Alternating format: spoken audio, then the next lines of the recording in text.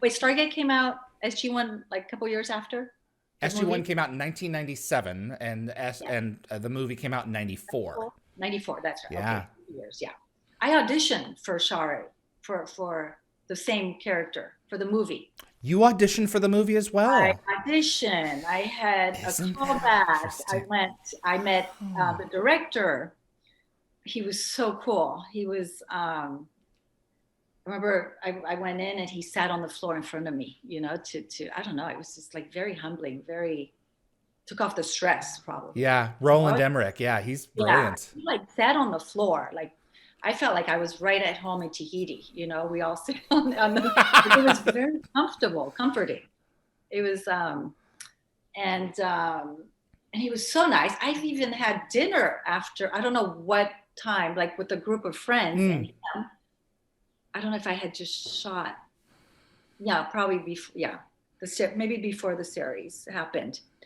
But it was such a great experience. I loved the role, I and did not realize you auditioned for the feature film as well. yes, Is and so, then and then come back amazing. years later and get the series version. That's weird. Yeah, that was weird. I don't remember. I mean, my agent called. Okay, you have the audition for Sha're. They're making a series. I'm GM from the Yeah. takeoff from the movie, and I went, oh, okay, that's cool, and I just went in. I read the script. They say it was a recurring role, and I think the other characters. I think they were already booked. They knew the other. I think Shari's probably one of the last characters that was Okay. booked. Yeah. Yeah, because I knew they got Alexis from the feature film, so Alexis carried over from the movie to kind of add that like crossover, like legitimacy. Like, yes, this is the same. Yeah, This he's the is only one, right? And right. Kasuf, yeah, and Kasuf. Yes, who appeared later. Right, absolutely. Um, Tell us about that original breakdown for Sha're and coming into your own with that character, knowing what Melia Avatal did before. You were going to. I imagine you would probably want to take on your own interpretation of the role. Yeah, yeah. I just did my own thing. I had seen the movie. I don't think I watched it before I went to the audition. Okay. I just did my own personal thing with it. And the breakdown, I remember going in and feeling I just love the words in the script. I love the language. I love the whole feel. I felt like I'm putting on a glove of this character. And I went in without, any expectation. I wanted to do my job, my 5 minute, in the door, out the door, just Mm-hmm. be grounded. And this is, just as focused as I could be. And then just do the work. And but I did feel it was different.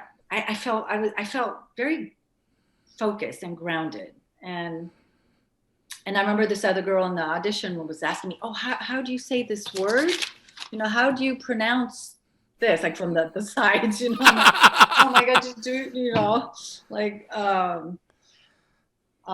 beautiful girl." And then I go, "You could pronounce it however you want.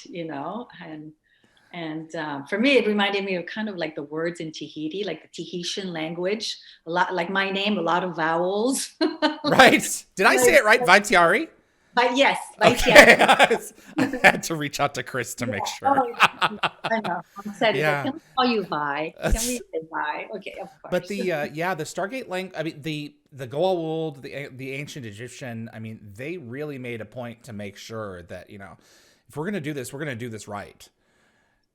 There was Yeah, a lot. There was a lot that went into that to making that show correct. yeah. I looked. Yeah, for sure. It's. I mean, the set were magnificent. Everything, the whole production was spectacular. I was so proud. I was so grateful to have booked. They called me 2 weeks later. They were Mm. filming already in Vancouver. And they Okay. said, producer looked at the tape. They were gonna send it to set.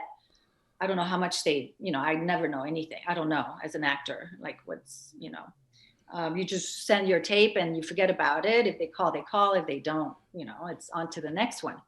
And then, but 2 weeks later, they say I booked it and I'm off to Vancouver for a month for the pilot. So Wow.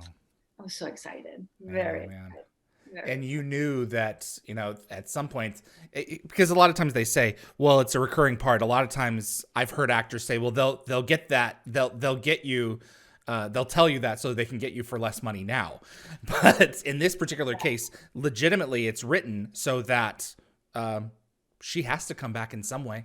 We have to resolve that story arc. So there was definitely going to be Right. more coming. Yeah. Like I knew it said it was recurring. Yes, it said. Yeah, So that was absolutely. exciting. Yeah. What was it like going through that emotional process? Because she doesn't have a lot of dialogue, but there's much more like going um, on her face and coming out of Michael's performance as well as Daniel. Yeah. She's being taken over by another being, Yeah. and she is going to be, her personality, her consciousness, whatever, is fading away into this monster that's Right. taking over. Right. Right. Tell I us mean, about that. oh my gosh, it was so amazing to play that, to play two different characters. I mean, I followed um, the director, Mm. As a I, party, Mario as a party. yeah. And he said, okay, now, like, I deliver my line to Michael. And then he said, okay, now you're being like, I don't know what word he used, like swooshed, you're being taken, like absorbed, like a vacuum, like being Oh, like forever and a day. Yeah. I don't know what they're gonna do. Or the eyes Yeah. thing, I didn't know. So I just followed, Mario's direction. He talked me through Mm. it, like what happens now, and yeah. So he helped me a lot to. He knew what he wanted, of course. I didn't know what they were gonna do. So Right, exactly. so you could see the difference, when she's Sha're and then Amone. So it's it was well done. It was amazing. Amazing to play that. Christina McQuarrie did an amazing job with the costuming. Yes. Especially for the pilot, the variety of costumes that that poor woman had to come up with. Oh my It's God, like, well, we're just yeah. making up, a lot of this.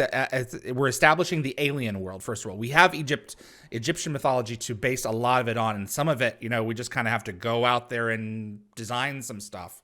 What Yeah. was it like wearing some Oh of my those God, you feel like pieces? a queen. You feel like a princess. I From the love robes to that, yeah, the that. Abdonian Oh, robes to I that, love the absolutely. robes because it was just so earthy. And then I love getting dressed up and the full on makeup and the crowns and the heavy dresses, that gold. There was one dress that was heavy and spectacular and covered well my baby bump. So because then I needed to, like, when I gave birth in the second episode, it's Right, in secrets. I was still pregnant, but Okay, we try to cover up as much. it worked. But they did pad me anyways to look bigger than I Right. actually was. I was padded and but oh my God, I love both. Playing Sha're, her costumes, and all we're always like the scarves and all that rope and then yeah, that big purple hat with the veil. And the snake, Oh, the snake, that cobra was on it too. cool. The red beads Oh and man. white beads. Oh, it was a dream. It was a dream to play.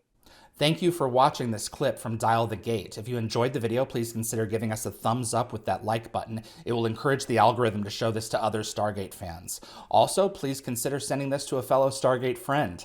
I also want to invite you to subscribe to future episodes right here on YouTube. We are a live show, so changes are likely to happen all the time. And if you plan on joining us live, you'll want to be the first to know. Be sure to visit dialthegate.com for the complete guest schedule so you'll know when to join us and ask your very own questions to our guests. See you on the other side.